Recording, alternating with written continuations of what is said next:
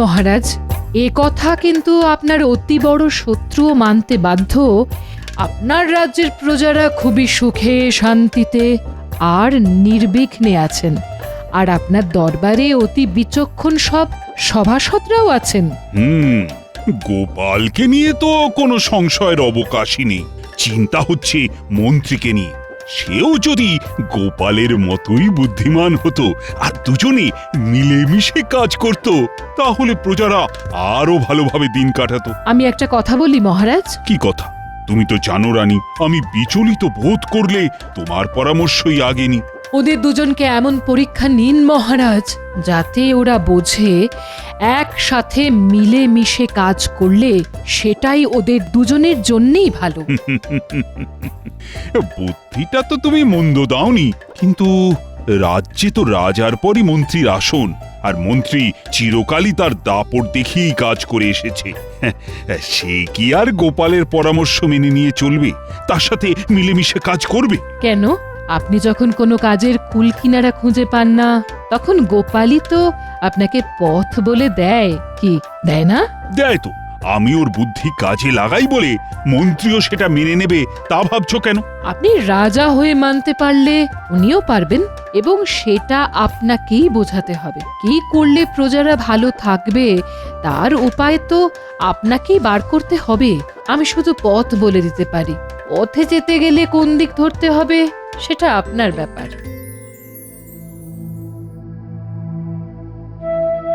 মহারাজকে আজ যেন একটু বিচলিত মনে হচ্ছে।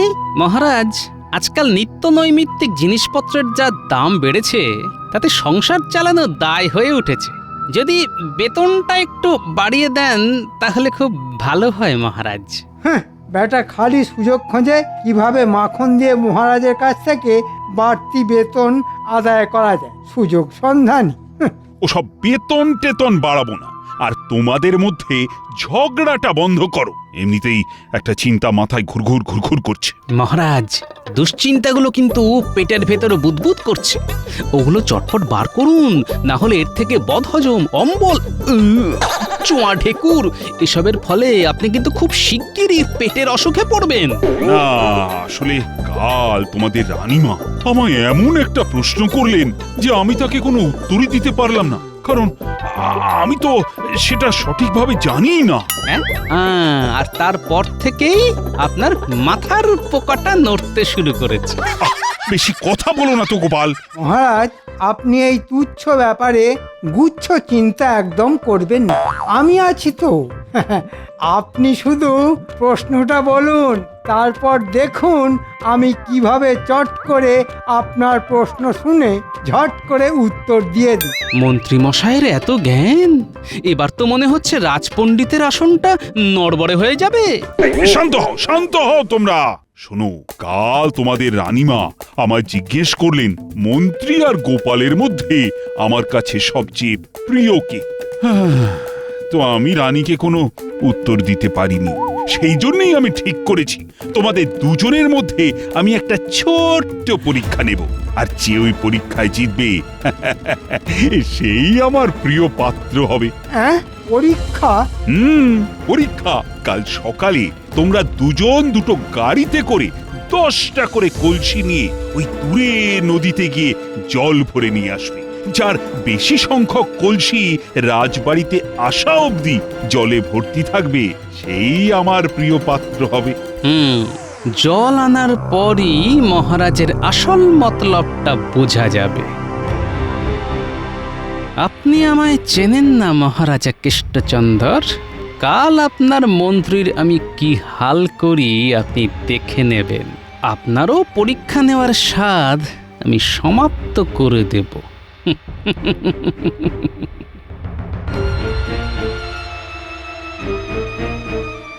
বাবা, মন্ত্রীমশাই কালকের পরীক্ষার প্রস্তুতি এখন থেকে শুরু করে দিয়েছেন। আপনাকেও কাল মজা দেখাচ্ছি।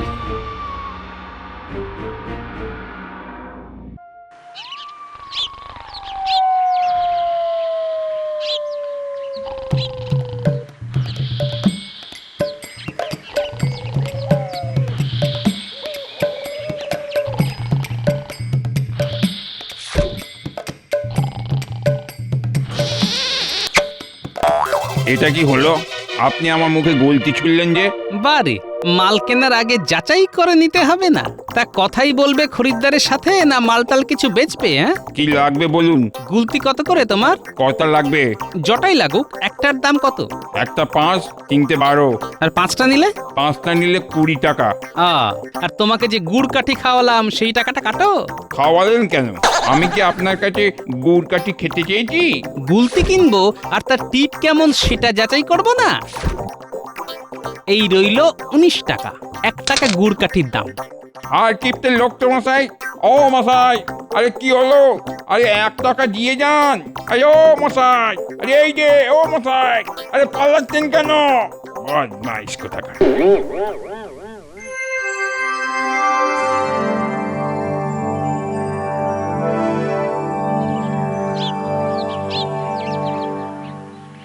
আরে মন্ত্রী মশাই যে, আপনি এই রোদ মাথায় করে যে আগে আমায় যদি একটা খবর দিতেন, আমি তো পৌঁছে যেতাম।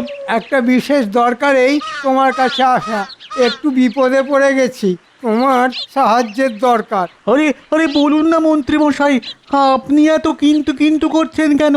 আপনি আমায় আদেশ করুন, দেখুন আমি পালন করি কিনা। শোনো, কাল একটা প্রতিযোগিতা হবে মন্ত্রীমশাই আর গোপালের মধ্যে। বেশ বেশ বেশ, আমরাও দেখব সেই প্রতিযোগিতা। তার জন্য আমাকে কেন দরকার পড়লো? তোমাকে আজকের মধ্যে 10টা 20টা মাটির কলসি বানাতে হবে। 20টা আজকের মধ্যে? হ্যাঁ, 10টা মন্ত্রীমশাইয়ের জন্য আর 10টা গোপালের জন্য। তা সে কোথায় গোপাল? সে এলো না কেন? আসবে, গোপাল এসে পৌঁছানোর আগেই আমি এলাম তোমার সাথে একটু মানে সামান্য দরদাম সেরে নিতে। দরদাম আর কি করব আপনাদের সাথে? 10টার দামে 100 টাকা দেবেন? গোপালেরটা নিশ্চয়ই গোপাল দেবে। শোনো, আমি আমার 10টার দাম 200 টাকা দেব, আর গোপালের থেকে তুমি 50 টাকা নিও। একই জিনিসের 2 রকম দাম কেন রাখবো হুজুর? জিনিস একই রকম তো তুমি বানাবে না, আমার কলসিগুলো পোড়া মাটি দিয়ে বানাবে। আর গোপালের কলসিগুলো? ওগুলো কাঁচা মাটি দিয়ে বানিয়ে তার ওপর ভালো করে রং করে দেবে। তাহলে তো জল ভরতে গেলেই। ওইটাই তো চাই, রাজবাড়ি আস্তে আস্তে যেন সব মাটি গলে যায়। গোপাল তো অন্য কারোর থেকেও কলসিগুলো কিনতে পারে। সেই জন্যই তো অর্ধেক দামে তুমি ওগুলো ছাড়বে, আর বাকি টাকাটা তো মন্ত্রীমশাই পুষিয়েই দিচ্ছেন তোমায়। কি কানে ঢুকলো কথাগুলো নাকি? পরিমাণটা একটু বাড়াতে হবে এই আর কি। একদিনের মধ্যে এতগুলো কলসি বানানো, তার মধ্যে আবার 2 ধরনের মাটি দিয়ে, তার মধ্যে গোপালের কাছে ধরা পড়ার ভয়ও তো একটা আছে। ব্যাটা ঝোপ বুঝে কোপ মারছে। কি আর করা যাবে, দর বেশি দিতে হবে, সময় নেই হাতে বেশি। গোপাল যখন তখন এসে পড়বে। ঠিক আছে, তোমাকে 300 টাকা দেব, কিন্তু যেমন যেমন বলেছি তেমনটাই করা চাই। আগে হ্যাঁ, কোনো চিন্তা করবেন না হুজুর, আপনার কথা মতোই কাজ হবে। কাল সকাল সকাল আমরা আসবো, কেমন? মনে আছে তো কটা করে বানাবে? আগে হ্যাঁ, 10টা 10টা করে।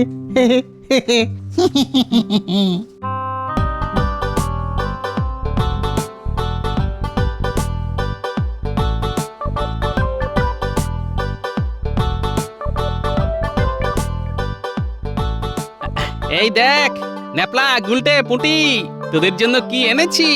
দেখি দেখি দাদু কি এনেছো দেখি। আরে বাস, গুলতি! তা দাদু, আজ আমাদের হঠাৎ করে গুলতি উপহার দিচ্ছ যে? নিশ্চয়ই কিছু করতে বলবে, কিন্তু হ্যাঁ, এবারে আমাদের ওই রসগোল্লা না খাওয়ালে আর কিচ্ছুই করব না। আরে হবে হবে হবে, সব হবে। রসগোল্লা, সন্দেশ, পান্তুয়া সব হবে। তার আগে এই গুলতি দিয়ে কি করতে হবে সেটা শোন। কি করতে হবে দাদু? বলি এই বয়সে কি ভীমরতি হয়েছে? হ্যাঁ, বাচ্চাদের এসব কি শেখাচ্ছ? আহা, তুমি যাও তো এখান থেকে গিন্নি। এগুলো যে কতটা কাজের জিনিস সেটা তোমাকে পরে বলছি। শোন, 1 চোখ বন্ধ করে আগে নিশানাটায় টিপ করবি, তারপর এইভাবে পাথর নিয়ে টেনে ধরবি, এইভাবে।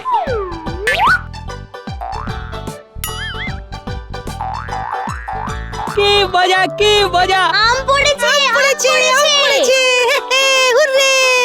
হায় হায় হায় হায় হায় হায় রে, আমগুলো দিয়ে আচার করব ভেবেছিলাম, সব দিল শেষ করে। হ্যাঁ, আরে গিন্নি, তোমাকে আমি বাজার থেকে আম কিনে এনে দেবো খন। তুমি যা হার কিপটে লোক, আমাকে বিশ্বাস করতে হবে তোমার কথা? হ্যাঁ, তখন থেকে বলছি এ সমস্ত জিনিস বাচ্চাদের শেখাতে নেই, তাকে শোনে আমার কথা? হ্যাঁ, ও দিদা, আমাদের এসব কিচ্ছু শেখাতে হয় না। দেখবে আমরা গুলতি চালনায় কেমন ওস্তাদ। দেখবে আরেকটা আম পারবো।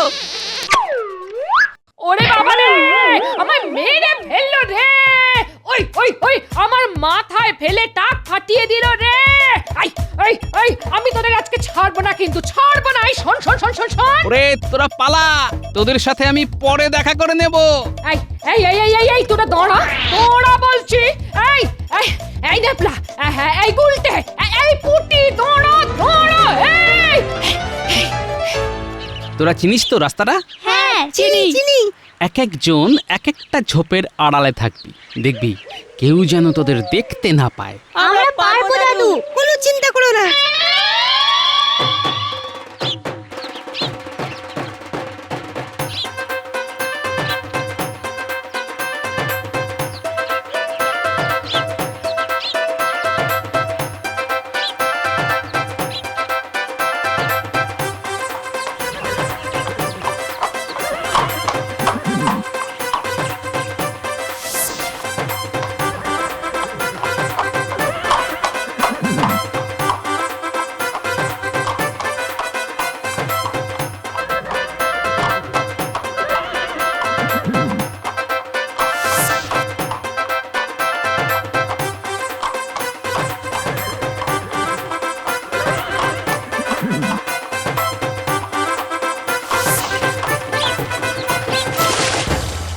তোলো না, তোলো, ভালো করে জল তোলো।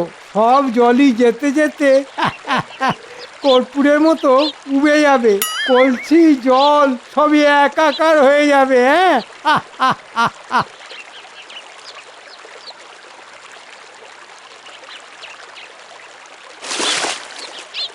যান না, যান, আগে আগে যান, জিতবেন না প্রতিযোগিতা। যেতে যেতে এই সব কলসি ফুটুস।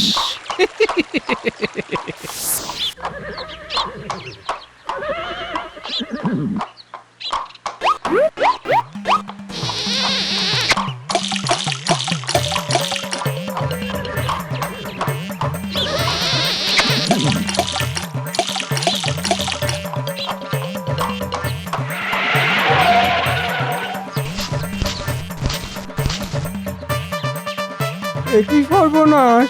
হায় হায় হায় হায়, আমার সব কটা কলসি ভেঙে টুকরো টুকরো করে দিল। এ নিশ্চয়ই গোপালের সাঙ্গপাঙ্গদের কাজ।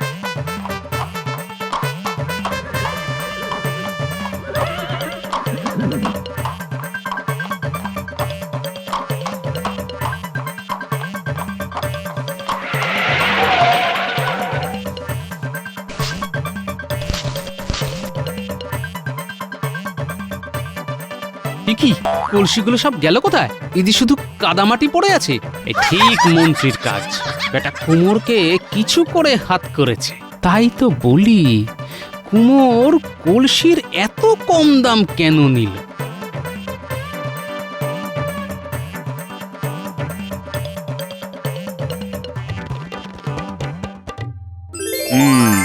তোমরা দুজনে তাহলে আজ একটা জিনিস নিশ্চয়ই বুঝতে পেরেছো, যে তোমরা যদি দুজন আলাদা আলাদা ভাবে কাজ করো, তাহলে কিন্তু তোমরা দুজনেই দুজনের কাজে সব সময় বাধা দিতে থাকবে। কিন্তু যদি তোমরা দুজন একসাথে মিলেমিশে কাজ করো, তাহলে সেটা তোমাদের দুজনের পক্ষেই মঙ্গল। কিন্তু মহারাজ, আমাদের দুজনের জন্য সেটা মঙ্গল হলেও আপনার কিন্তু এতে ঘোর বিপদ হবে। আচ্ছা, তাই বুঝি। তা বেশ, তো বাজি রইল তোমার সাথে। দেখি তোমরা দুজনে মিলে আমার কেমন ঘোর বিপদ আনতে পারো, হ্যাঁ? তা বেশ তো, এবার না হয় একজোট হয়েই যুক্তি করুন আপনারা। আমরাও তো দেখি কার বুদ্ধি বেশি। রাজামশাইয়ের একার না তোমাদের দুজনের?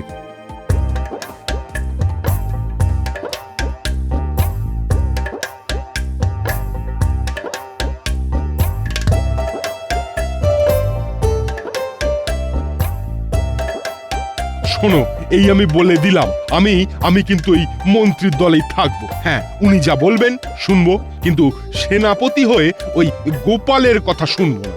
গোপালকেই মন্ত্রীর কথা শুনে চলতে হবে। তা তো ঠিকই, শুনতে হবে বই কি, মন্ত্রী বলে কথা, তার কথার তো আর অন্যথা করা যাবে না। গোপালের বুদ্ধি কিন্তু মন্ত্রীকেও টেক্কা দেয়। তবু মন্ত্রী বলে কথা তো, কি করে তাকে টপকে ওই গোপালের দলে গিয়ে নাম লেখাই? এ তো তাহলে ওই ঘোড়া ডিঙিয়ে ঘাস খাওয়া হবে। আর তাছাড়া আমাদেরও তো পদমর্যাদা বলে একটা ব্যাপার রয়েছে নাকি? তা যথার্থ বলেছেন। আমরা প্রজাদের কাছে তো আর নিজেদের হাস্যকর করে তুলতে পারি না। ওই যে শুরু হয়ে গেছে মন্ত্রীর লোকেদের কুটনামি। এরা সব মন্ত্রীর তোষামতকারীর দল। আরে এটা বোঝে না এরা মন্ত্রীর এত বুদ্ধি কোথায় গোপালের মতো। আরে এরা হচ্ছে সব আকাট মূর্খের দল, ওই মন্ত্রীর মতোই। জ্যোতিষীর ঘটে কিছু বুদ্ধি শুদ্ধি আছে ভেবেছিলাম, এখন দেখছি তার মাথাতেও গোবর পোড়া। আমরা মন্ত্রীর কথা কিছু শুনবো না, আমরা গোপালের কথা মতোই চলবো। হ্যাঁ,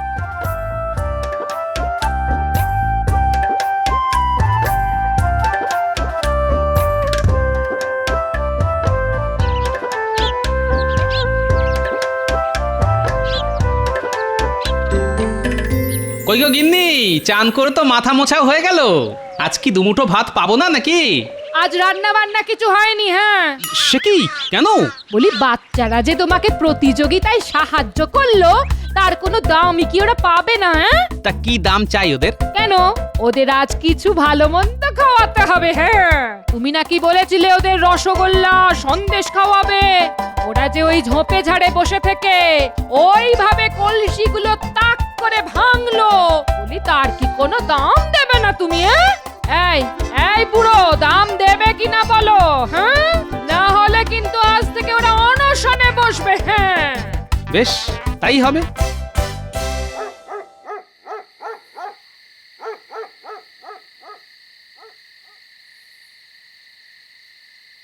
কি ব্যাপার গোপাল, তুমি এত রাতে? মন্ত্রীমশাই, আমার মাথায় একটা চমৎকার পরিকল্পনা এসেছে, যা দিয়ে রাজামশাইকে কাবু করে ফেলা যাবে।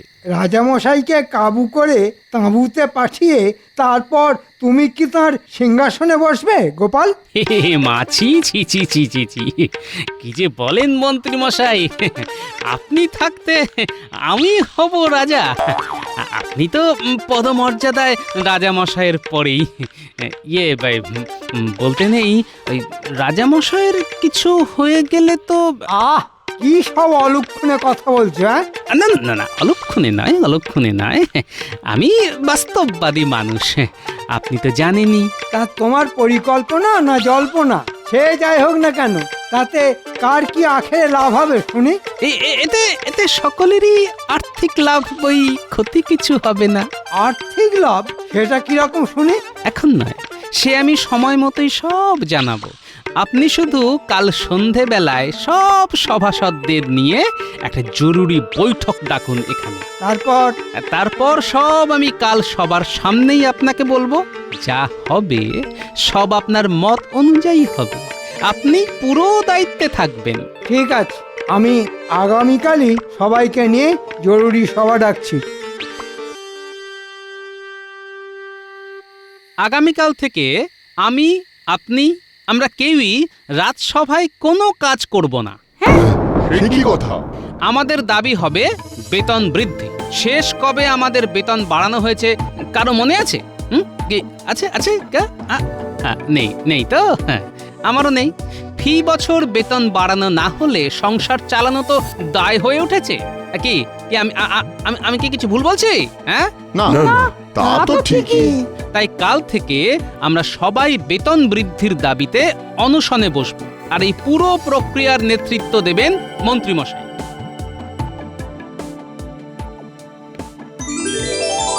আমরা আপনার কোনো কথা মানছি না, মানবো না। অবিলম্বে আমাদের 5% হারে বেতন বৃদ্ধি করতেই হবে, করতেই হবে।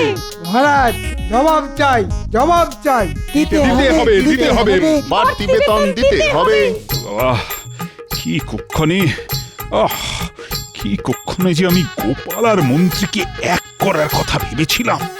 ভগবান, আমার এখন কপাল চাপড়াতে ইচ্ছে করছে। আমি তোমাদের সবার দাবি মেনে নিলাম। জয় মহারাজ কৃষ্ণচন্দ্রের জয়।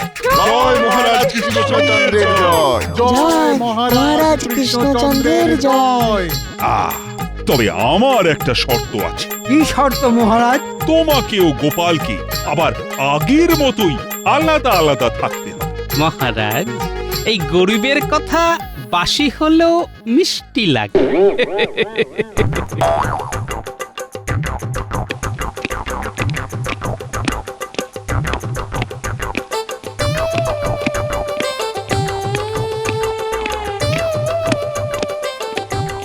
এই সব তোমার জন্য। তোমার বুদ্ধি শুনেই তো আমি ফেঁসে গেলাম। কতগুলো টাকা খরচা দিতে হবে এবার, আর কখনো তোমার কাছে আমি পরামর্শ চাইবো না।